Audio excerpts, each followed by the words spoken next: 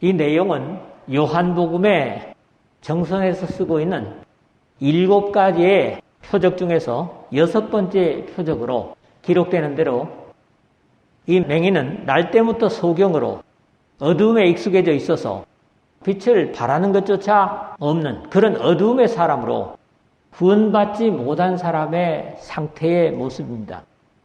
오늘 이 사건에 언급된 맹인이 예수님을 볼 수 없었듯이 날 때부터 영적으로 소경인 구원받지 못한 사람도 당연히 하나님을 보지 못합니다. 또 이 맹인이 원해서 눈을 뜬 것이 아니었습니다. 하나님은 사악한 사람들의 반응과 관계없이 주님의 일하심을 나타내고 이것은 절대적인 하나님의 은혜의 행위라고 우리가 고백합니다. 은혜란 우리 편에 하나님이 주시는 선물을 받을 만한 조건이나 자격, 가치가 있어서 주어진 것이 아니라 어디까지나 전적인 하나님의 방법으로 주어진 그런 것들을 은혜라고 말합니다. 나면서부터 상실된 시력을 사람은 절대로 의술로 회복시킬 수 없습니다. 그러나 여기서 우리는 그보다 더 깊은 의미인 더듬거리면서도 영적으로 말입니다. 이 땅에 자리 잡고 편히 살려는 눈뜬 소경들. 제가 말씀드리는 것은 영적으로 소경되어 있는 사람들을 의미하는 겁니다. 참 밝은 소망, 천국을 보여주시고자 하시는 하나님의 사랑의 구체적인 행동을 상징적으로 역시 여기서 봅니다. 이 예수 그리스도의 은혜의 역사와 함께 우리가 일할 수 있는 낮에 보내신 하나님의 일을 해야 하는 것은 장차 밤이 될 때는 하고 싶어도 일할 수 없는 때가 올 것이라는 경계도 새겨들어야 할 중요한 신앙의 과제입니다. 우리가 조금은 이해하기 쉽지 않은 진흙을 이겨서 눈에 바르고 실로암 못에 가서 씻으라 하신 치료의 방법조차도 이 시각장애자는 받아들이고 순종함으로 마침내 광명의 천지를 보게 되고 바리새인들보다도 더 바른 신앙 이해를 갖게 되는 것도 역시 복음의 능력임을 봅니다. 또 하나 중요한 과제는 이 나면서부터 볼 수 없었던 사람이 눈을 뜬 것에 대한 이웃의 반응과 거기에 숨김없이 자신이 치료받은 사실을 그대로 증거하는 구원받은 사람의 진실함을 이 사람으로부터 배웁니다. 장소나 시간에 관계없이 일하시는 우리 주 예수 그리스도의 이 역사가 유대인들의 안식일에 이루어졌다는 사실 때문에 종교 지도자로부터 여전히 불신의 대상이 되고 또 투쟁의 대상이 되는 것도 다른 주님의 이적의 결과와 다르지 않습니다. 어찌 보면 우리 복음 속에 거듭난 사람들이야말로 이 사람과 다름없는 하나님의 은혜를 맛본 사람들로서 거듭남으로써 영혼의 눈뜸을 받은 사람들로서 이 사람처럼 자신 있게 나의 나됨을 주변 사람들에게 증거해야 하고 예수님 때문에 당하는 어려움이나 불이익을 감당하는 그런 신앙의 자세가 되어야 될 것입니다. 첫 번째로는 1절에서 3절입니다. 우리 인생 속에 나타나는 고난, 어려움의 바른 이해입니다. 오늘 본문의 사건의 발단은 예수께서 길을 가실 때에 날 때부터 맹인된 사람을 보신지라로 시작이 됩니다. 마치 우리 인생길을 가는 것 같이 좋은 일, 굳은 일은 누구에게나 예고되지 않고 일어날 수 있다는 삶의 일반적인 모습을 생각할 수 있습니다. 문제는 왜 제자들이 다른 것들은 보면서 조용하다가 이 가련한 시각장애자를 보고 말을 시작하였는가 하는 겁니다.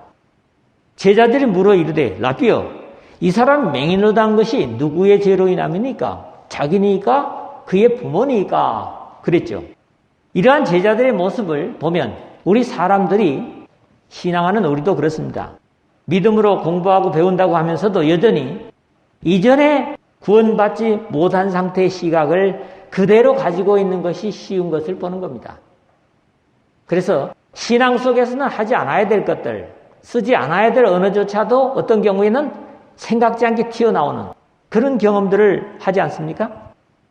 제자들이 주님께 물었던 이 사람이 맹인으로 난 것이 누구의 죄로 인함이니까? 라는 질문은 사람의 불행이 죄로 인해서 시작되었다고 하는 성경을 부정하는 것은 아니지만 그렇게 불행하게 된 원인이 되는 죄가 구체적으로는 당시나 오늘의 시대에나 세상에서 일반적으로 지적하는 것처럼 모든 불행이 죄값이라는 그런 사상은 신앙의 세계에서는 인정할 수 없는 부분입니다.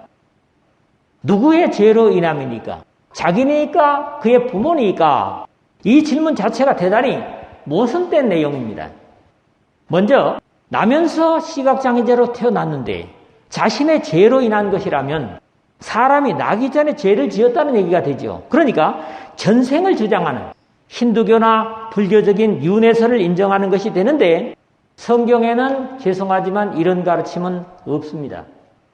만약에 모든 불행이 죄로 인해서라고 한다면 내 형제들아 너희가 여러 가지 시험을 만나거든 온전히 기쁘게 여기라는 야고보서의 권면이나 네가 장차 받을 고난을 두려워하지 말라 볼지어다 마귀가 장차 너희 가운데서 몇 사람을 옥에 던져 시험을 받게 하리니 너희가 10일 동안 환난을 받으리라.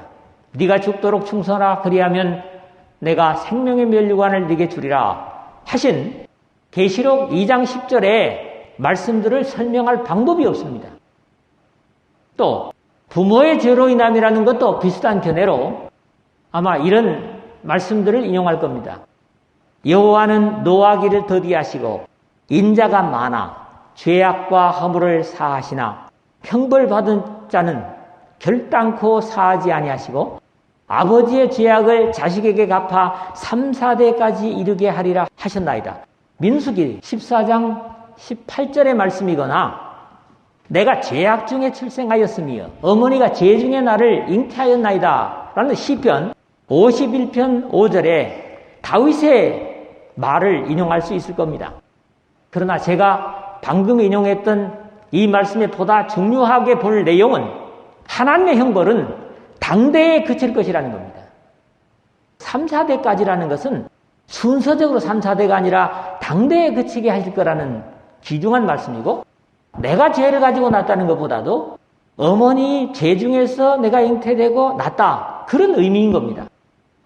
오늘 말씀과 더불어 상고해야 될 성경은 아버지는 그 자식들로 말미암아 죽임을 당하지 않을 것이요 자식들은 그 아비로 말미암아 죽임을 당하지 않을 것이니 각 사람은 자기 죄로 말미암아 죽임을 당할 것이니라.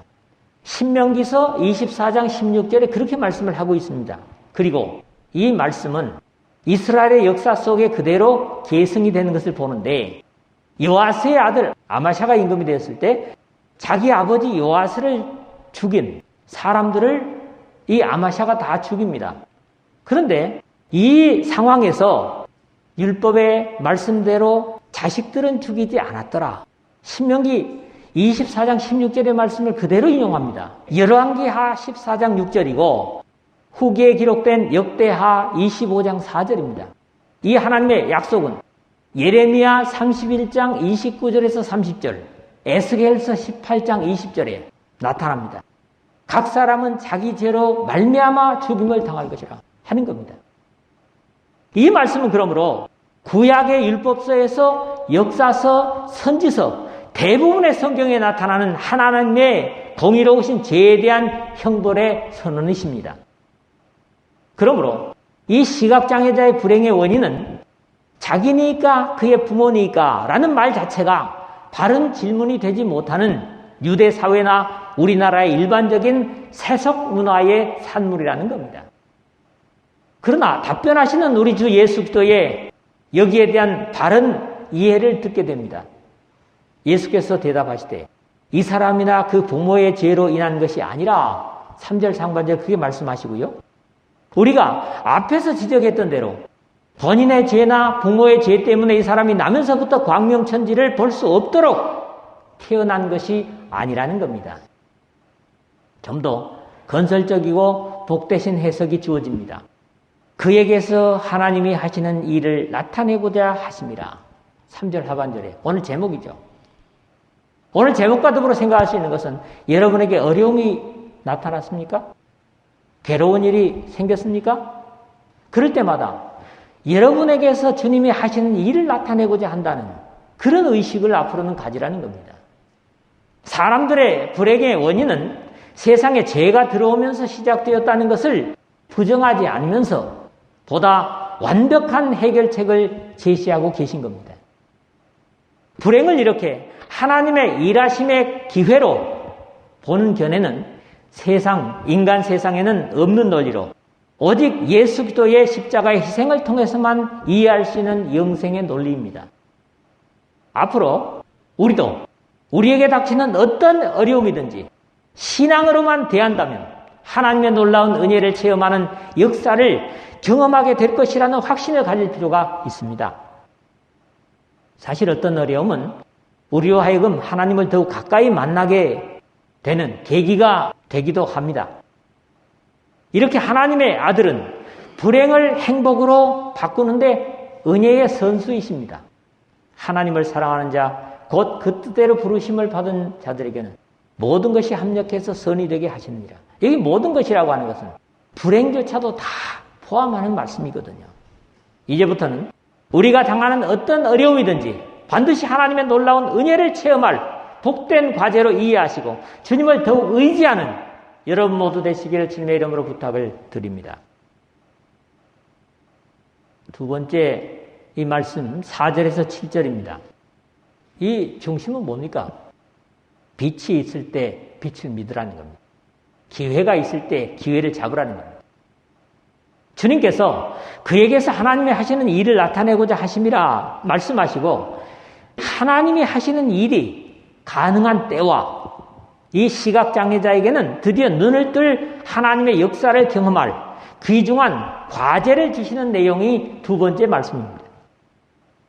때가 아직 낮음에 나를 보내신 이의 일을 우리가 하여야 하리라 4절에 그랬는데요. 반드시 어떤 일이든지 가능한 시기를 놓치지 않아야 되는데 그 시기를 때가 아직 낮음에 라고 말씀하시고 보내신 이의 일을 우리가 하여야 하리라 하심으로써 하나님 아버지의 일과 그 일을 우리가 하여야 하리라 말씀하시는 겁니다. 비슷한 교훈을 나사로를 부활시키기 전에 제자들에게 하신 말씀과 같습니다. 예수께서 대답하시되 낮이 12시간이 아니냐 사람이 낮에 다니면 이 세상에 빛을 봄으로 실족하지 아니하고 밤에 다니면 빛이 그 사람 안에 없는 거로 실족하느니라 그랬습니다. 요한복음 11장 9절에서 10절의 말씀입니다. 여기에 중요한 시기는 때가 낮음에 사람이 낮에 다니면 이 세상에 빛을 봄으로 실족하지 아니하리라고 하신 말씀입니다. 예수께서 8장에서 이미 예수께서 또 말씀하여 이르시되 나는 세상의 빛이니 나를 따르는 자는 어두움에 다니지 아니하고 생명의 빛을 얻으리라 12절에 말씀하신 바 있습니다. 그러므로 때가 아직 낮음에 라는 것은 예수 그리스도께서 함께 계시는 때를 빛으로 낮으로 표현하시는데 좀 더 분명한 표현이 오늘 5절이죠. 내가 세상에 있는 동안에는 세상의 빛으로라 이렇게 말씀을 하시는 겁니다. 하나님께서 빛으로 이 세상을 창조하셨지만 어둠의 사탄은 뱀을 사용하여 어둠의 방법, 즉 거짓으로 하나님의 빛의 법을 어기게 만들어서 빛과 희락의 에덴에서 사람을 쫓겨나 어둠에 거할 수밖에 없도록 만들었습니다. 그 후에 율법이라는 달빛 같은 광명을 주셨지만 역시 달빛은 한계가 있고 이제 정오의 의의 태양이신 예수 그리스도께서 오셔서 마침내 죄의 어둠을 여지없이 드러내시고 하나님의 구원의 일을 시작하셨고 육신으로 이 땅에 계실 때 십자가에 자신의 생명을 주심으로 죄의 대가를 완전히 지불하셨습니다. 그럼 지금은 예수님께서 승천하신 후이기 때문에 밤이 아닌가? 아닙니다. 예수 그리스도께서 십자가의 희생은 육체로 하셨지만 이제 거룩하신 성령으로 임무교대를 하셔서 이 땅에 주님께서 다시 오시는 때까지는 여전히 낮이 지속되고 있고, 이 시기에 우리는 하나님의 보내신 일, 구원의 일을 빛이신 성령과 더불어 감당해야만 합니다. 자신을 빛으로 선언하신 주님은 이제 이 육신의 어둠 속에 있는 시각장애자에게 하나님의 생명의 빛의 역사, 즉 일을 시작하십니다. 이 말씀을 하시고 땅에 침을 뱉어 흙을 이겨 그의 눈에 바르시고 6절에 그랬는데, 이러한 예수도의 행동도 이 시각장애자의 입장에서나 일반 사람들이 이해하기 어려운 것으로 역시 믿음을 요구하고 있습니다. 어쩌면 이 땅에 침을 뱉어 진흙을 이겨라는 모습은 태초에 사람을 창조하시는 하나님의 역사를 상상하게 합니다. 여호와 하나님이 땅의 흙으로 사람을 지으시고 생기를 그 코에 불어넣으시니 사람이 생명이 된지라. 창세기 2장 7절에 그랬거든요. 그런데 땅에 진흙을 이겨 거기다가 침을 뱉어 내뱉는 것은 숨을 뱉는 것하고 마찬가지죠. 우리 사람의 생각에는 진흙이나 먼지는 눈에는 가장 치명적인 것이고, 다른 사람의 타액, 즉 침은 사랑하는 사람의 것조차도 어떤 경우에는 유쾌하지 않은 것이 사실입니다. 그러나 어쩌면 예수께서 어둠의 하수인이 되어버린 인생을 새롭게 다시 창조하심에 있어 이런 처음 창조의 모습을 나타낸 것이 아닌가, 저는 그렇게 이해를 했습니다. 그럼에도 주님은 이 사람의 믿음을 첫 번째로 보시는 것이 이해할 수 없는 방법이셨습니다. 이 시각장애자 입장에서는 아마 이렇게 항변을 할 수도 있을 거예요. 비록 제가 맹인이긴 하지만 제 눈을 어떻게 보셨길래 하필이면 흙을 침에 섞어 바르십니까? 항의할 수도 있습니다. 그러나 이 사람은 그 믿음의 시험에서는 통과를 하지요. 그러나 이 시험이 끝이 아니었습니다. 이르시되 실로암 못에 가서 씻으라 하시니, 그냥 그 자리에서 다른 이적처럼 낫게 하실 수도 있을 것 같은데 하필이면 이 시각장애자인 사람에게 보이지 않는 눈으로 실로암 못까지 가서 씻게 하신 것 역시 이 시각장애자에게 결코 쉬운 과제가 아니었을 것이라는 겁니다. 그리고 그 결과는 당연히 이에 가서 씻고 밝은 눈으로 왔더라 하는 7절 하반절입니다. 하나님의 치유는 전적인 은혜, 즉 받을 사람의 입장이기보다는 주님의 역사라고 제가 앞에서 말씀드렸습니다. 그러나 여기에서도 순종이 요구되고 있다는 거지요. 시각장애자의 형편에서 실로암 못으로 찾아간다는 것은 결코 쉬운 일이 아닐 것입니다. 왜냐하면 나중에 8절 9절을 보니까 앉아서 구걸하던 자거든요. 그러면 이 사람은 집에 있다가 날이 새면 그 자리에 와서 구걸하고, 우리 눈이 밝은 사람이야 여기저기 다 돌아다니겠죠. 그렇기 때문에 우리가 생각하는 것처럼 실로암 못을 찾아가는 것이 결코 쉬운 일이 아니다 하는 게 상상이 되지 않습니까? 그러함에도 시각장애자는 순종했고 그 결과 빛을 얻게 됩니다. 앞에서 말했던 대로 이 치료의 역사는 나면서 눈뜬 맹인된 영적인 소경인 죄인들의 하나님을 뵐 수 있는 것에 대한 모형이라는 겁니다. 그래서 이런 일을 위해서 우리는 빛이 있을 동안에 빛을 믿고 하나님의 일을 우리가 해야 된다 하는 겁니다. 이 사명을 우리 모두가 감당할 수 있기를 바랍니다. 세 번째 마지막으로는 8절에서 12절까지의 말씀입니다. 자, 이제 마지막으로 우리가 보는 것은 주님으로부터 은혜 받은 사람의 자세를 보는 겁니다.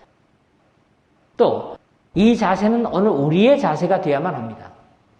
대부분의 유대인들과 논쟁이 예수 그리스도께서 직접 하신 것인 반면에 이 9장에서는 특징 중에 하나가 주님으로부터 눈뜨임을 받은 이 사람이 바리새인들과 대부분 논쟁을 한다는 겁니다. 이게 아주 독특하죠. 그러므로 이 사건을 통해서 주는 도전은 우리 또한 신령한 눈뜨임을 받았다면 이 시각장애자였던 사람처럼 불이익을 감수하면서까지 진리를 증거할 수 있어야 한다는 사실인데, 그 진리라는 것이 꼭 논리 정연하고 신학적인 그런 진리가 아니라 우리에게 나타난 삶의 하나님의 은혜의 역사를 증거하는 겁니다. 이 놀라운 예수 그리스도의 은혜로운 역사 앞에 불신하는 바리새인들과 그 당사자와 논쟁이 여기서부터 34절까지 계속되고 있습니다.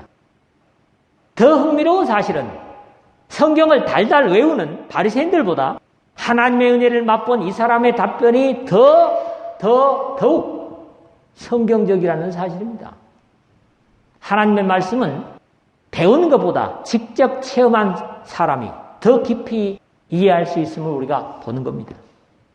이웃 사람들과 전에 그가 거리는 것을 보았던 사람들이 이르되 이는 앉아서 구걸하던 자가 아니냐. 어떤 사람은 그 사람이라 하며 어떤 사람은 아니라 그와 비슷하다 하거늘 8절에서 9절 상반절에 그렇게 돼 있죠. 사람으로서는 이해할 수 없는 이 사건 앞에 주변의 사람들은 당연히 의아해하며 호기심을 갖는 것은 자연스러운 현상일 겁니다. 또 다른 측면에서 보면 이들의 반응이야말로 하나님께서 하신 일임을 더욱 인정하는 증거가 되면서 본인에게는 모든 것이 변화된 거듭난 하나님의 백성이 된 증거이기도 합니다.